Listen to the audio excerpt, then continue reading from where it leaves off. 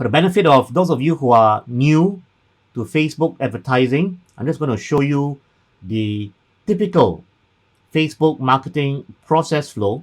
It looks like this. You start off with an ad itself, and let's be clear here, the purpose of the ad is to, of course, draw attention to your target audience. More importantly, to achieve a specific call to action. So we use the word call to action meaning an outcome. We want an outcome when you're running an ad. The ad does not meet its purpose if it doesn't achieve a specific outcome. But there are different types of call to action that we can want to achieve. The question is, what call to action? Well, that now is the job of the campaign objective. So when we get into campaign objectives, and if you have run ads before, you know what campaign objectives are, then you need to understand how does selecting a specific campaign objective impact a specific outcome. And the answer will be this. If you choose the wrong campaign objective, you can have an unintended response that allows that campaign to meet its objective, but not necessarily meet your objective. Next, as much as you can create awesome ads, there's a limitation on how much words you can place on an ad. There's actually an upper limit. And as of right now, you may want to write this down. The upper limit is 2,200 characters, which represents about 500 words. Another thing you need to know, different people behave differently. As much as you have an ad with an intended call to action, there are times when you reach out to people who don't click on your button that says learn more. Now, if they don't click on the button, they're not going to be on your landing page. If they're not going to end up on your landing page, what it simply means is they're not going to see your message on the landing page. Whatever you place on the landing page, they haven't read.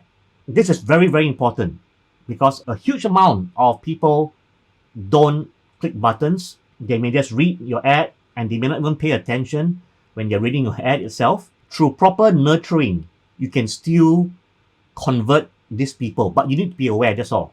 Pay attention to those people who say PM, not because they are honoring our Prime Minister, but PM obviously stands for private messaging.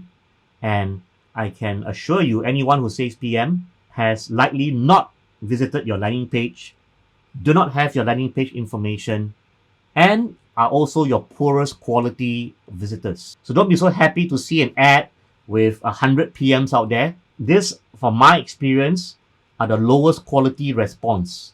They don't even bother to really extensively check out what your messaging is on your landing page. They may have just seen your image or your video or your headline, and just through this very little information, they happily ask you to PM. All I'm trying to say, don't be too happy with these people because your conversion rate for these people will be extremely low. Then we also want to find out how many % of our visitors actually landed on the landing page. How many didn't? The information is there, and we'll talk about this during the reporting. The ad can only do so much. Ultimately, if you're looking for conversions, which is what we're looking for, whether it's a qualified lead or if you're going to be doing e-commerce and you want to be selling something, ultimately, your ad can only do so much because you're limited to 2,200 characters, one image or one video, and pretty much a 5 or 6 line headline.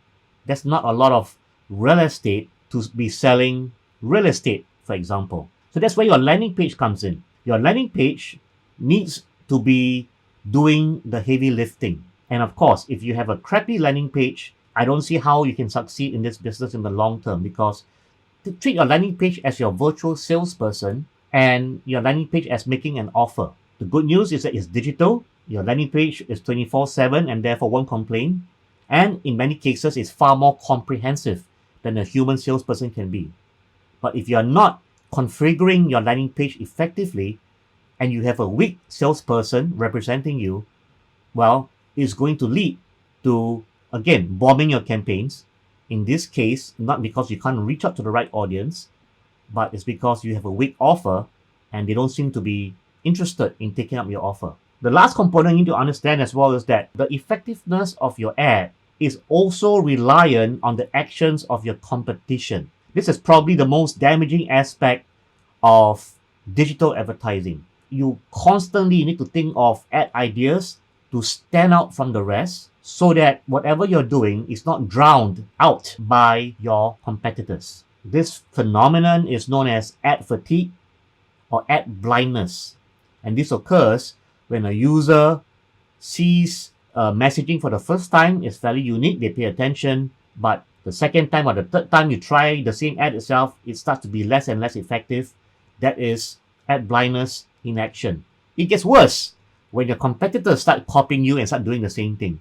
So that is also another challenge in digital advertising. The fact that you need to keep innovating in the way you do your messaging itself, finding a fairly unique hook that is not same old, same old. These things will start to occupy you anyway, or if your life or your career depends on digital advertising. The good news is, with training and education and knowledge, leveraging the ever improving machine learning, you can continue using these platforms for a long, long time to come. Along the third phase of the process flow, if you are sending visitors to the website, is to have what is known as a thank you page. It's basically a landing page that you redirect your visitors after they respond typically to a form field of sorts. And those of us marketers know what a thank you page is. If you're new, you may not know what it is, but you just need to create a new page on your website or landing page and call it thank you page. Thank you for your inquiry. We'll get back to you soon. And typically embed what is known as the Facebook pixel on that specific thank you page. And there are two codes we need. One is the Facebook site-wide code, and the other one is known as the event code. The event code tells Facebook what event has taken place. It could be a lead, it could be complete registration. In e-commerce, the thank you page would load the purchase code, and then Facebook will now know that you just made a purchase on your website. Now, finally, it's getting more and more difficult to capture the attention of your prospect. And this is where the email comes in, or initial response. And there's something more responsive than email today, and that is WhatsApp. WhatsApp is my secret weapon to engagement in this very, very crowded space. When someone goes through my Facebook ads flow, my landing page flow, and registration flow, you want to get to your prospect on WhatsApp within the first 5 minutes. So 5 minutes is your KPI. Why? When you respond within 5 minutes and you remind them what they just did 5 minutes ago, it's less likely they'll be hostile towards you. You try delaying it 1 day later, they can accuse you of spamming them, even though the fact that you didn't spam them, right? They registered, but they cannot remember they registered. Okay, so that's the weird phenomena in terms of people's behavior. So to avoid this kind of situation, your KPI is 5 minutes. Now, how do we accomplish this? This is beyond the scope of this training, but just to verbally share with you, what happens is this: all the leads from our ads and our forms and Facebook Messenger go into a unified customer relationship management system. It's a CRM, and the CRM allows us to engage directly with the prospect via WhatsApp, and the whole process is completed within 5 minutes, or at least the initial contact is made within 5 minutes. Now, when I say WhatsApp, I don't necessarily mean you to speak to them.